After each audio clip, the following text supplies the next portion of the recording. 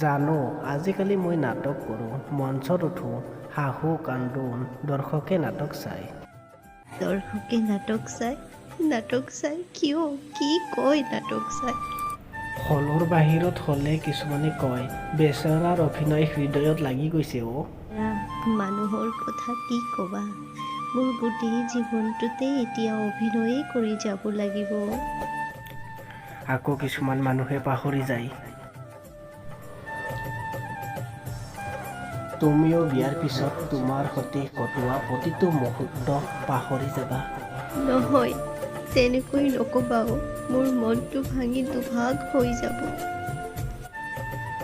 তুমিয়েতো নতুন ঘৰত বোৱাৰী, নতুন ঘৰৰ পৰিৱেশৰ মাজত পাহৰি যাবা অতীতৰ সকলোৱে স্মৃতি। এৰা, তুমি কি বলিয়া হৈ পৰিলা জানো?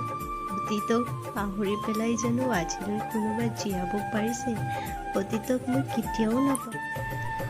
কেতিয়াবা অচিন ঘাটত লগ পালে দেখিও নেদেখাৰ ভাৱ ধৰি আঁতৰি যাবা।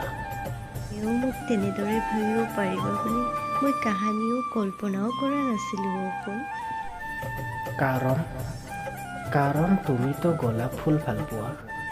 মই এতিয়া গোলাপ ফুল নহয়ো, মই এতিয়া মদাৰ ফুল হৈ পৰিলোঁ।